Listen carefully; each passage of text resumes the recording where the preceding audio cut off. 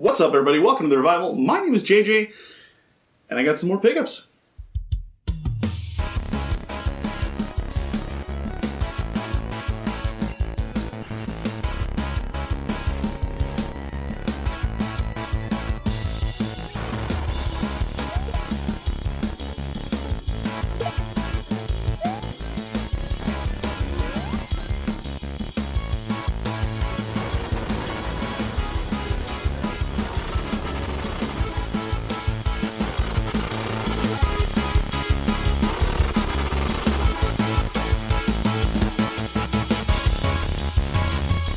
Okay, so real quick before I get started on the pickups and stuff, I just wanted to really quick run through the PS5 Showcase that just recently happened.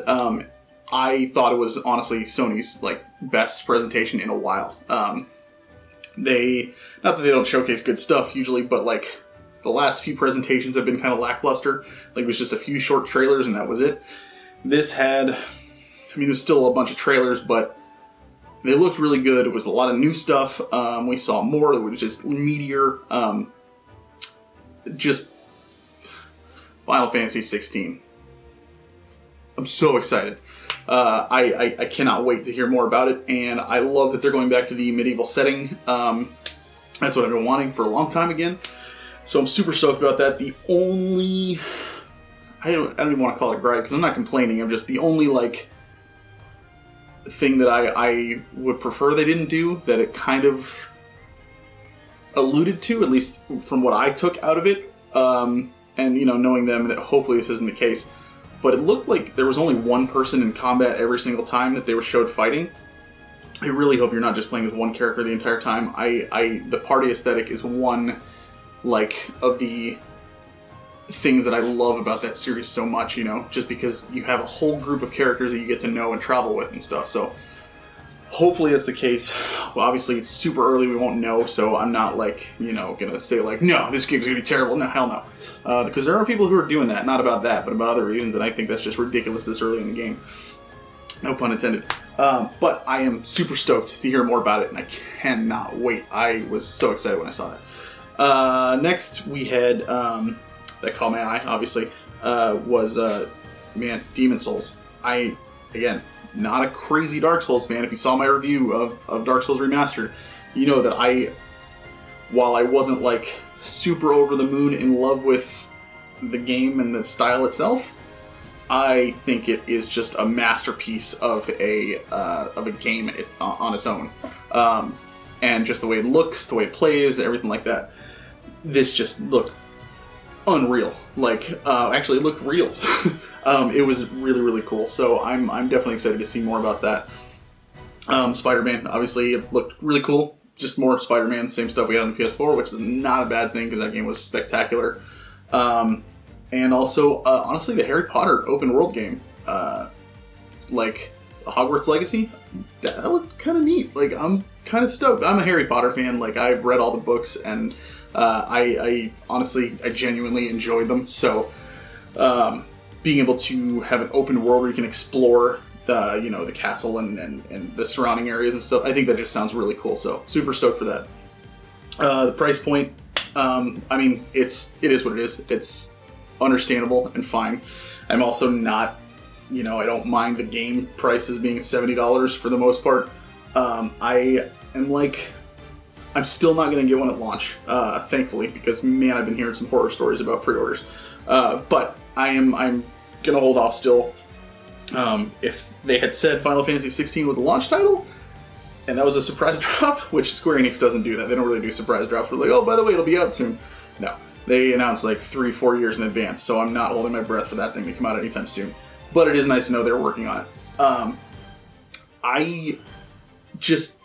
I'm gonna wait to see what other people say about it, how it runs, what kind of glitches it has, if there are any hardware issues, that kind of thing. So I will let the masses test all that out first before I jump in, because while everything looks great, there's really nothing right off the bat that makes me say I have to get one right now. So that being said, if somebody wants to send me a free one, just let me know. I'm totally down. But seriously, I'm super stoked. So I can't wait to see what the future holds for it. So why don't we get into some pickups?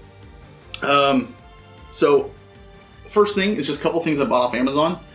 And that is a couple of books, both Final Fantasy related. First is it's called The Psychology of Final Fantasy. I haven't read it yet, obviously, but it's like, from what the description says and what it sounds like, is like they basically take like how Final Fantasy became such a phenomenon and the story and characters and why it grabbed people so much and how that relates to people's daily lives and how they live in their own life, and the impact that they have on each other. And I think that just sounded kind of neat, so I figured I'd pick it up, and it just sounded really intriguing. So super excited to check that out at some point and give it a read. Yes, I prefer still reading rather than audiobooks. I lose attention really quick when I'm just listening to books. Podcasts are a different thing because then you've got like conversation and that kind of thing, like back and forth. But books are very much like I kind of just zone out. Next is a book called Final Fantasy 1, 2, and 3 Memory of Heroes, and it is literally just the stories of Final Fantasy 1, 2, and 3 put into book form. And that's just because I'm a super fan, and I thought it sounded neat, so I will absolutely read this at some point. And I know what happens, and I know these and stuff like that, but I thought it was nice, and I'm excited. So yeah. Next two things are, next thing I should say is Little Town Hero. It's an RPG that came out on the Switch. Honestly, I remember seeing trailers for it, and I thought it looked kind of neat. So I was like, I might check that out at some point. So I went on Amazon, and I was kind of just looking around, as you do. And this was recommended to me, and I was like, oh, okay, cool. So I went ahead and looked at it, and the price was really reasonable. I thought I was just, going to get the standard copy of the game. But it came in this collector's box or something. I am super stoked. Got an art book, soundtrack, and a couple of figures in there and stuff. So I thought that was really neat that this all came with it, and it was on sale. I don't remember how much I paid for it, but I don't think it was more than $30. So, I mean, it's pretty cool. So, I'm definitely going to check this out at some point. I think that's really neat. And the next one is... you can tell my cat lock has had an effect on me, because I have definitely turned into a cat person. That's why I bought Cat Quest 1 and 2. They just sounded really intriguing, and the fact that they both... I already owned Cat Quest digitally, but then I was like, oh shoot, it's 1 and 2 in a box, and it's super cheap. Yeah, I'll grab it. So I picked it up. I've heard good things about them, so I'm excited to try these out at some point. Yeah, so... Is it? Yeah, there's 1 to 2 players with a star. I don't know what that means. Oh, only Cat Quest 2. Either way, still. Neat. Cats with swords and stuff. Yep. Okay. Okay. And the last two that I got online recently, and that is just because, as I said at the end of my Dark Souls Remastered review, I would like to go ahead and try Dark Souls 2. So I picked up Dark Souls 2 and 3 for the PS4, and I'm going to try them out. So I will be playing Dark Souls 2 next year. I definitely will not be playing it alone. I'm going to try and hopefully not rush my way through it like I did the last one. Like I said, the biggest mistake I made was putting it on my list of games for 2020. Because then I was like, I gotta get to other games, I gotta do this. This will allow me to play it casually and kind of at my own pace and not have to force my way through it. So I think I'll be able to appreciate it a lot more when I do that. So we'll see how it goes. But yeah, I'm excited to try it out. Especially after seeing that Demon Souls thing, I was like, oh, that looks really cool. And alright, part of me misses it a little bit, So I don't know, it's weird how it works out like that. I have finished all 20 games on my top 20 for, not top 20, but my list for 20 games that I wanted to beat for the year. So I'm actually probably going to do a 2-part video where I talk, do little mini reviews on 10 games in one and then 10 games in the other, and just kind of go over what I've done. So look for that in the coming weeks. And lastly, as some of you can probably see already, because it's really hard to miss, I got a chance to go to Pink Gorilla Games in Seattle, Washington, and I was just super excited because I was just so happy to be able to go out there. I took a trip with my girlfriend out there, and she'd always wanted to go to Seattle, and I've always wanted to go to Pink Gorilla. So we were like, hey, yeah, why don't we go ahead and do it? And bless her heart, man, we went to one, and they had a few games, and I was like, that was cool. I really like it. And then we had time, and she was like, don't they have 2 locations? Do you want to go to the other one? And I was like, really? She was like, yeah, you want to go? I was like, okay. So we got to go to both, and it was super sweet, and she's awesome. Amanda, I love you. But it's, yeah, honestly, like, it is a really, really, it's a game store. So you're not going to go in and be like, oh my gosh, this place is like, no, I don't even want to say that, because it is different from every other game store I've been to. You're not going to go in and be blown away by just seeing games lined up on shelves, because every game store has that. What you will be blown away by is going in and seeing the care and the dedication and the appreciation that they have for said games. I've never been to a place that like showcases things in such a loving way to where you can tell they genuinely appreciate the things that they're putting on sale. And I'm talking down to like, the $2 games that they have and stuff. They've cleaned everything, they put it in nice packaging, and they hang it up so everybody can come in and look and browse. And it's really, really just a great experience. I highly, like, if you want to take a trip to Seattle just to go there, by all means, go for it. But I'm not going to tell anybody specifically to do that. But if you are in the area and you get the chance to, I highly recommend just going in, and even if you don't buy anything, which I would say at least get a plushie just to show that you've been there. It's just really, really cool to see the dedication to the appreciation of these games, and that was easily my favorite part, and I really, really liked seeing that. So that's something that that was my biggest takeaway from there. Obviously, I got some games too, but I was just really, really happy to see that, and it's unfortunate because game stores are kind of physical game stores are kind of going away at this point, at least in my area for sure, and it's unfortunate.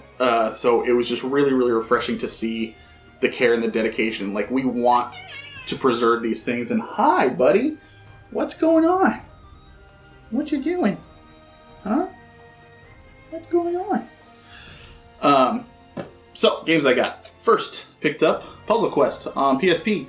Looks fun. It's an RPG-ish kind of game, but it's like with puzzles and lining up colors and that kind of thing. So I remember on RP Gamer's podcast years ago, I heard them talking about this, and it sounded kind of neat, so I picked it up, and yeah, it sounded kind of fun. So I'll give that a shot at some point. Next is a game that is super nostalgic for me. That is Tenchu Stealth Assassins. I played this game at my friend. I'm so sorry if you can hear that. He is just meowing up a storm because he is like, you're just really, really social today, aren't you? Man. I'm terrible at this game. Absolutely awful. And I remember being terrible at it, but I remember loving it so much and wanting to just keep playing it over and over again just to try out, like, different ways of approaching obstacles and challenges and stuff. And it's so much fun. If you like stealth games and you like ninja games, this is a really fun one to check out. So I highly, highly recommend that on the PS1. I got a boxed NES game, Goal Soccer. Honestly, like, this isn't a super rare game. It's not like a super famous game. It's not, well, it is pretty famous, but it's not like, this super iconic, everybody has to have a copy, one of those crazy things that's going to be worth $1 million one day and that kind of thing. But it just, like, I remember pretty much every time I went to go buy a new game, or I went to any kind of like store that had games, seeing this box. And so the box art and everything is just so nostalgic. I think I may have played this once in my life, but the box art itself is just so nostalgic for me. And it's in such immaculate condition. Thank you. I just, yeah. And it was super cheap. I think it was like $6, $7. So I was like, hell yeah, I'm going to pick it up. So I just snagged it. And I'm really, really excited that I have it now. So, yeah, another box NES game for the old collection. And lastly, certainly not leastly, Super Mario Strikers. I have been wanting this for a while, and I'm super excited to have it because I've heard nothing but amazing things about this game, and I really, really cannot wait to dive in and try it. And it's Mario and Mario characters playing soccer. So from what I understand, this is one of the best, if not the best, Mario sports title. So definitely super excited to get it.